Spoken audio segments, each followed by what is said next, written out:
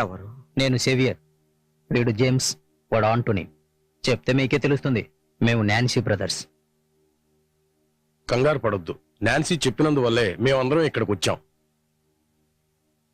అదిగో అమ్మాయి వచ్చింది. వీళ్ళు నాన్సీ అన్నయ్యలట. నీతో ఏదో మాట్లాడాలంటున్నారు. మేం చెప్పేది మీరు కూడా వినవచ్చు, ఏమాత్రం తప్పులేదు. మా చెల్లి పెళ్లి చేసుకోబోయేవాణ్ణి నీ వలలో వేసుకున్నందుకు ముందుగా నీకు అభివందనాలు. ఏమిటి మీరు మాట్లాడేది? మా చెల్లి జీవితాన్ని సర్వనాశనం చేసి నువ్వు సుఖంగా ఉండాలనుకుంటున్నావే? ఏంటి ఏంటి మీరు మాట్లాడేది? అవును, మాట్లాడతాం. దీన్ని అంత తేలిగ్గా వదిలిపెట్టాం. జీవచ్చ వల్ల పడున్న ఆయన ముందు అనవసరంగా గొడవ చేయకండి. వెళ్ళండి ఇక్కడి నుంచి. సరే, ఇప్పుడు మేము వెళ్తున్నాం. వాడు వచ్చిన తర్వాత చెప్పు, మా చేతుల్లోనే ఈమె చావు రాసి పెట్టిందని. రండ్రా.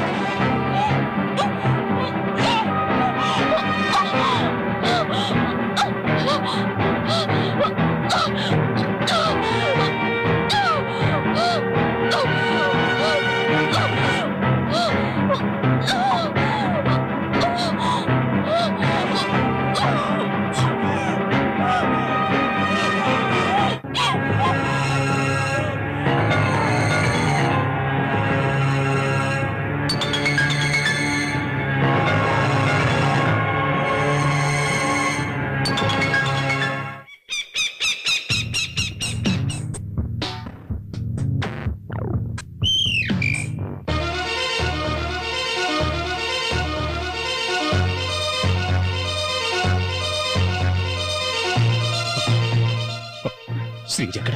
లోపలుంది.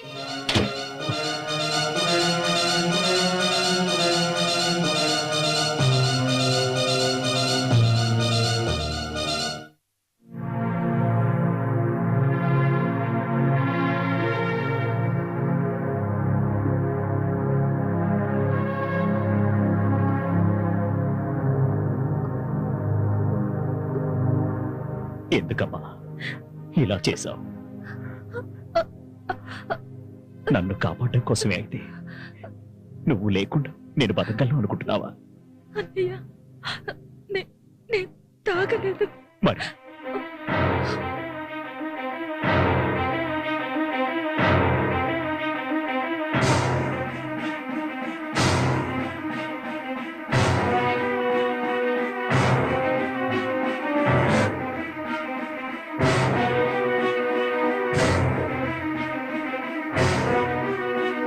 ఫాదర్ ఫాదర్ ఫాదర్ ఫాదర్ వాడు గొడవకొస్తున్నట్టున్నాడు. రెడీగా ఉండండిరా. మీరందరూ కలిసి శ్రీధను చంపాలని చూస్తారా? ఏంటిది? మీరు వదలండి ఫాదర్. నా శ్రీధను చంపాలనుకున్న వీళ్ళందరినీ భూమి మీద లేకుండా చేస్తాను. ఏంటి నువ్వు అనేది? నువ్వు ఆమెతో గొడవపడి ఆమె ఆత్మహత్య చేసుకోవడానికి ప్రయత్నిస్తే తప్పు మాదా? నోరు ముయ్యరా? నువ్వు ఆగు. ఫాదర్, మీరు నన్ను విడిచిపెట్టండి. మీరు వదలండి ఫాదర్. వాడు గొడవకే వస్తే వాడి చెయ్య నరికేస్తా. దేవా, దేవా, దేవా, ఆగు, ఆగు దేవా.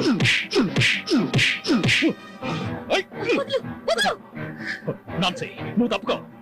లేదు, ఈ లోకల్ అన్నిటికన్నా మా అన్నీలు ఎక్కువ, నీకన్నా కూడా. నాన్సీ, మర్యాదగా చెప్తున్నాను, తప్పుకో. నా శ్రీజను చంపాలని చూసిన హంతకులు వీళ్ళు. శ్రీజ అంట ప్రాణానికి ప్రాణంగా పెంచిన చెల్లి ప్రేమించింది ఇలాంటి వాడిని తెలిస్తే ఏ అన్నయ్యలేని ఇలాగే చేస్తారు. అందుకు వాళ్ళని చంపడానికి వచ్చినట్టయితే ముందు నన్ను చంపు. నాన్సీ, వద్దు, వినవలసిందంతా నేను విన్నాను. ఇంక నిన్ను చూడకుండా ఉండటానికి ప్రయత్నిస్తాను. ఇంకా నా ముందు నువ్వు నటించద్దు. దయచేసి ఇక్కడ నుంచి వెళ్ళిపో, వెళ్ళిపో.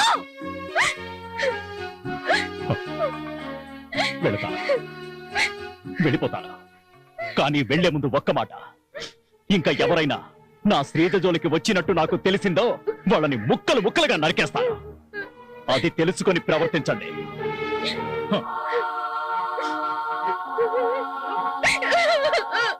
దేవన్ ఎక్కడున్నాడో? లోపల ఉన్నారు. ఏంటి? దేవన్న, ఫాదర్ గారు మిమ్మల్ని అర్జెంట్ గా చూడాలంటున్నారు. ఎందుకు?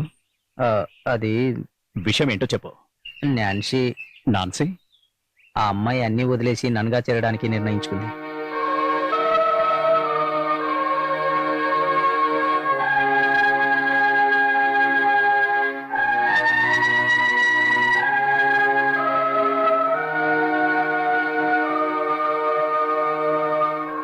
నేను విన్నదంతా నిజమేనా?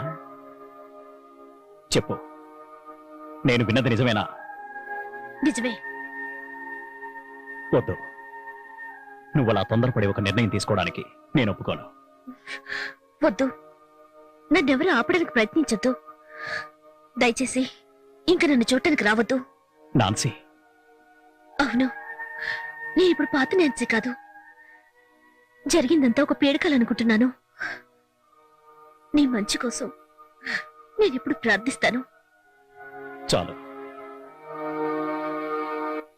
నా నుండి నువ్వు దూరంగా వెళ్ళి నీ బతుకు నువ్వు బతుకుతాను అనుకునే ముందు నువ్వు ఒక నిజం తెలుసుకోవాలి. ఇక్కడ కొలువున్న ఆ యేసుక్రీస్తు సాక్షిగా నువ్వు ఫాదర్ నన్ను అడిగినప్పుడు, నా కుటుంబ సభ్యులందరూ కూడా నా నుంచి దూరం అయినప్పుడు కూడా శ్రీజ గురించి నేను ఎవరికీ ఏమీ చెప్పలేదు. కానీ ఇప్పుడు నువ్వు తెలుసుకోవాలి శ్రీజ ఎవరనేది. శ్రీజ నా సొంత చెల్లెలు. నిజమా దేవా నువ్వు చెప్పేది? అవును ఫాదర్. కర్ణాటకలో మా ఎస్టేట్లో పనిచేసే మార్తా అనే ఒక ఆవిడకి మా నాన్నకి కలిగిన బిడ్డే శ్రీజ. శ్రీజని వాళ్ళమ్మని పోషించలేక వాళ్ళ బంధువు వీరయ్య మా నాన్నని వెతుకుతూ మా ఎస్టేట్కి వచ్చాడు. అప్పుడే నాకు ఈ విషయం తెలిసింది. శ్రీజ ఎవరు అన్న విషయం ఎవరికీ తెలియకూడదని చనిపోయే ముందు తన తల్లికిచ్చిన మాట నిలబెట్టుకోవడం కోసం ఈ విషయం ఎవరికీ చెప్పలేదు. ఇది నిజం. మీరు ఏ నిర్ణయం తీసుకోవాలన్నా మీ ఇష్టం. దేవా, నిజమేంటో తెలియకుండా తన ఈ నిర్ణయం తీసుకుంది. నువ్వు అదేం పట్టించుకోవద్దు. లేదు ఫాదర్, నా కోసం బాధపడే వాళ్లలో నాన్సీ కూడా ఉంది. నాన్సీ స్థానంలో మరెవరున్నా ఇలాగే చేస్తారు. నేను మిమ్మల్ని వేడుకుంటున్నాను, శ్రీజ విషయం మరెవరికీ చెప్పదు. అందరూ నిన్ను దూషించిన ఓర్పుగా భరించిన దేవుని బిడ్డవు నువ్వేరా. దేవుడు నిన్ను చల్లగా చూస్తాడు. అన్నయ్య, ఉమ్,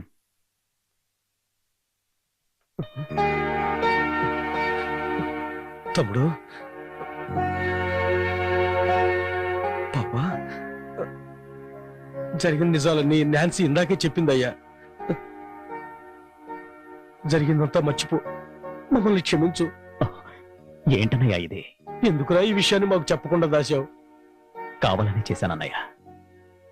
అన్నీ చెప్పాలని అనుకున్నాను. కానీ మన నాన్న పరువు ప్రతిష్టలు, గౌరవ మర్యాదలు బయట వాళ్లకు తెలిస్తే భారతి పెళ్లి ఇవన్నీ నాకు గుర్తొచ్చాయి. ఈ విషయం నాన్నకు తెలుసా? తెలీదు.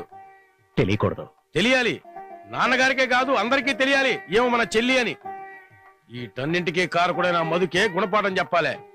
వాటికంటే ముందు ఈ అమ్మాయిని తీసుకుని నువ్వు మన ఇంటికి రావాలి. అన్నయ్య, ఇంకా నువ్వేం మాట్లాడొద్దు.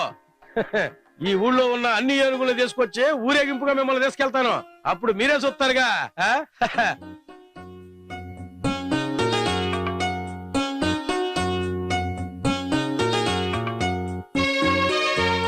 భగవంతుడా, మా కుటుంబాన్ని కాపాడు తండ్రి.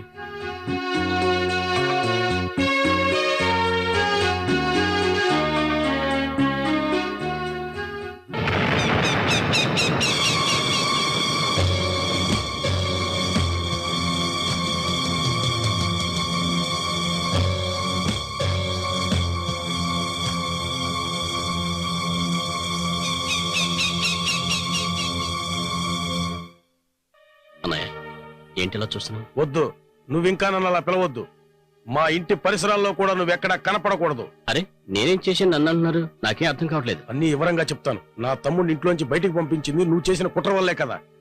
అర్థం లేకుండా మాట్లాడతారేంటి? అర్థం లేకుండానా? నా తమ్ముడు అన్ని విషయాలు చెప్పిన తర్వాత తెలిసింది నీ గురించి. చిన్నప్పటి నుంచి మా కుటుంబంలో చిచ్చు పెడుతూనే ఉన్నావు. నువ్వు మా తమ్ముడి స్థానంలో మా ఇంటికి వచ్చి మమ్మల్ని అందరినీ మోసం చేసి అక్కడ ఉండాలని అనుకుంటున్నావా? అది జరగదు. అన్నయ్య మీరు ఎన్నైనా అనండి, కానీ మీ అందరినీ మోసం చేశానంటే మాత్రం నేను తట్టుకోలేను. అది నేను భరించలేను. నేను మీ వంశంలో పుట్టినవాడిని. ఆపు. నా ముందు ఇంకా నువ్వు నాటకాలు ఆడొద్దు. నేనిప్పుడు వెళ్లేది ఇంటికే. అన్నం పెట్టే చేతి నరికే నీలాంటి నీచుడి ఆటలు ఈ రోజుతో ముగిస్తాను. అన్నయ్య ఏయ్!